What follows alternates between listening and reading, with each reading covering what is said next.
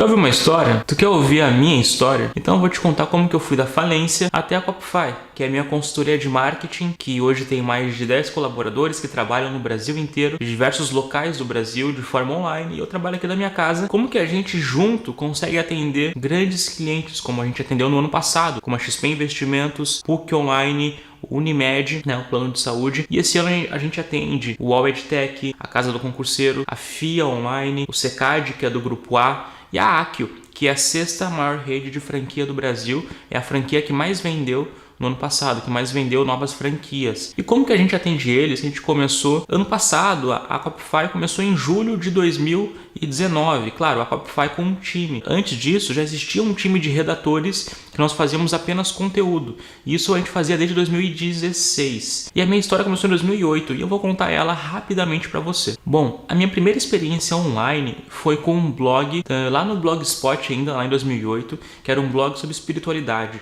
Eu queria compartilhar conteúdo, compartilhar o que eu estava vivendo naquela época na igreja e mostrar para as pessoas assim a minha visão sobre a Bíblia, sobre igreja, essas coisas. O blog atingiu 50 mil curtidas no Facebook em 2011, mas antes disso atingiu 300 mil visitas no blog, né? Então foi a primeira vez que eu tive um time de redatores já que eu gerenciava, né? Porque eu não escrevia sozinho. Comecei sozinho, começou a aparecer gente e comecei a fazer um time.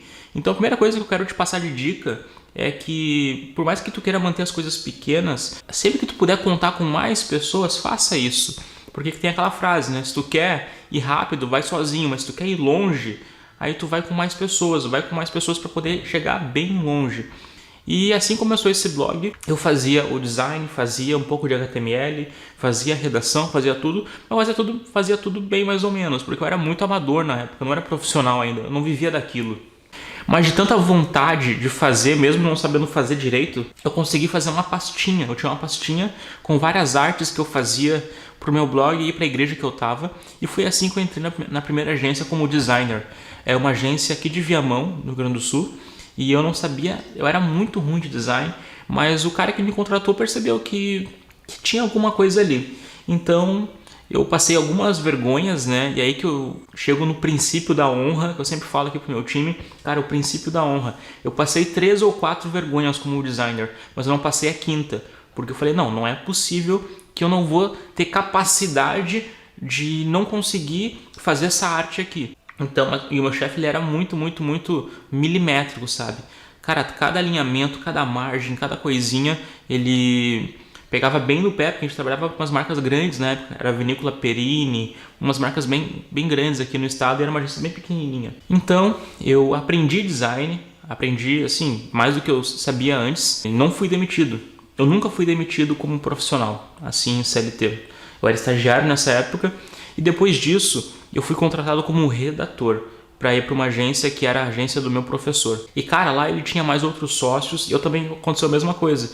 Eu não sabia escrever português direito e aqui entra o princípio da honra de novo.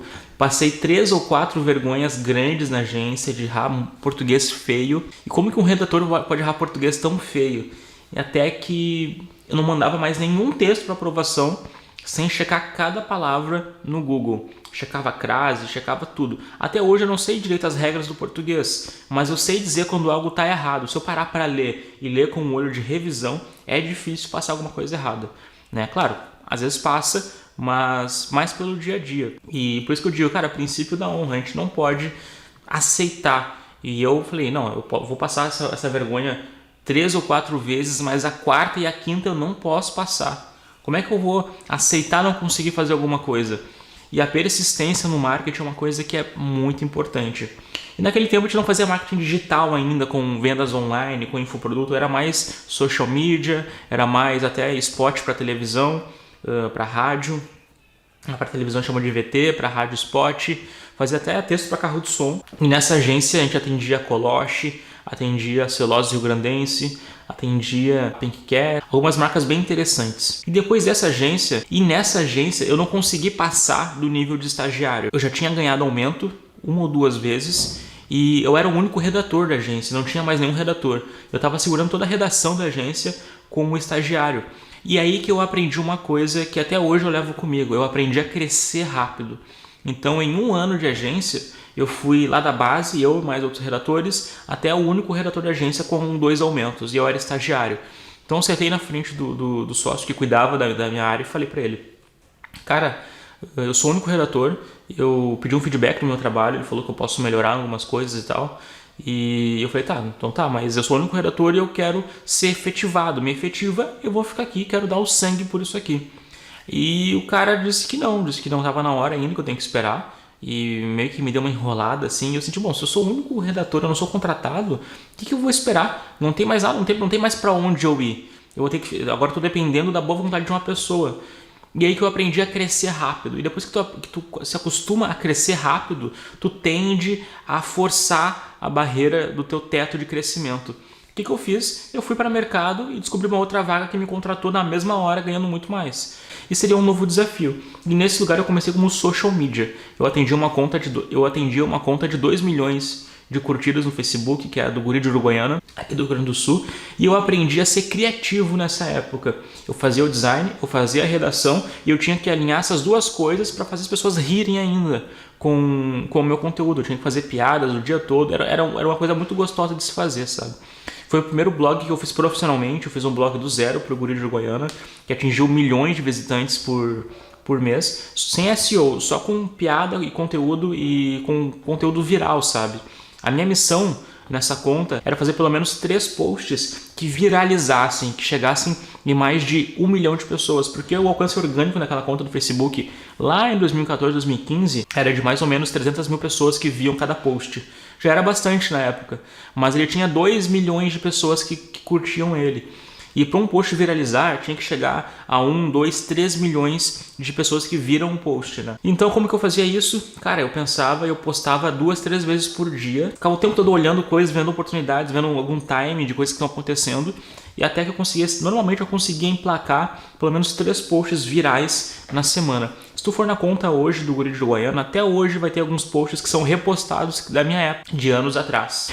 E como que eu fui à falência? Bom, quando eu era social media, eu juntei tudo que eu tinha de grana trabalhando lá na agência, e eu não saí da agência, mas eu resolvi abrir um outro negócio, que é um estúdio fotográfico. Eu já era fotógrafo, eu fazia eventos e ensaios externos. O que aconteceu? Cara, eu não estava trabalhando lá em turno integral, quem estava lá era minha esposa. Eu não me dedicava àquilo em tempo integral. E naquilo que tu foca, expande. E o meu foco não estava naquilo. O meu dinheiro estava naquilo, a minha vida estava naquilo, mas eu estava focando na minha carreira de marketing. E não deu outra, deu super errado. Em apenas 6 meses acabou todas as reservas que eu tinha de grana. Tudo que eu entrava de 13º, de férias, de tudo. Eu vendi minhas férias e botei tudo lá dentro. E nada era suficiente, nenhuma grana fez aquele negócio ter sucesso. E não deu outra, eu fechei ele com 6 meses, foi uma decisão muito sábia que nós tomamos junto, eu e minha esposa, porque a cada mês que a gente ficasse lá, a gente ia começar a ter uma dívida, que até então, tudo que eu botei lá, eu botei na minha grana, né? Eu não me alavanquei. Daí o que eu pude fazer é, fechei com 6 meses e consegui aí pagar minhas dívidas. Eu vendi um equipamento ou outro e paguei tudo, saí no 0 a 0, claro, em questão de dívida, mas perdi muita grana. E foi assim que eu fui até a falência. Eu estava no chão, não tinha mais nenhuma grana guardada, como eu, que sou organizado financeiramente, costuma não acontecer. E dali até aqui a Copify foi uma loucura. Depois disso, que eu comecei a crescer muito rápido, assim que eu me recuperei desse baque. Porque eu comecei realmente a investir só no que eu realmente sou bom, que é marketing. E foi nessa agência que eu recebi uma ligação do Neil Patel, do time dele aqui no Brasil. E eu fui um dos primeiros redatores, acho que fui o primeiro redator da agência do Neil Patel aqui no Brasil. E eu saí dessa agência, primeiro eu comecei a trabalhar de noite pro Neil Patel e de dia pra agência, até que eu saí totalmente da agência que eu tava e fui pro Neil.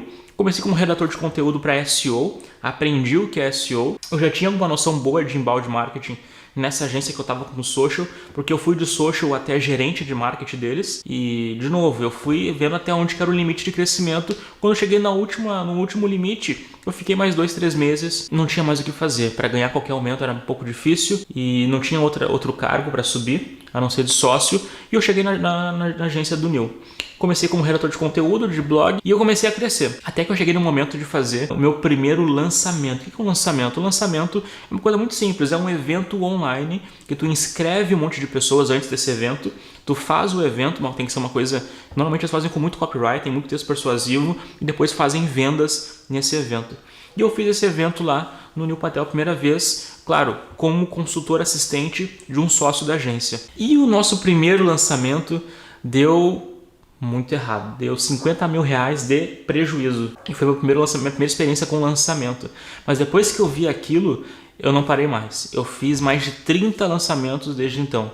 E na agência do Neil, eu fui de redator, consultor assistente, até ser consultor principal, até ser o gerente de marketing do Neil Patel no Brasil. Eu gerenciava o time de lançamentos, né? Então eu lancei naquela época para algumas marcas muito interessantes e que eu não vou revelar, nem as marcas que eu trabalhava como redator não vou revelar, mas eram marcas gigantes no Brasil, gigantes, que era bem o tempo que o Neil estava palestrando em todos os eventos aqui no Brasil. E depois disso eu percebi que eu cheguei no teto lá no Neil Patel. E aí que é um princípio, pessoal. A gente tem que ter o princípio do crescimento no marketing, né? Cara, a fazer social media, fazer redação, fazer design, fazer lançamento, são todas coisas que tu pode aprender na prática. Pode fazer um curso ou não, tu que decide.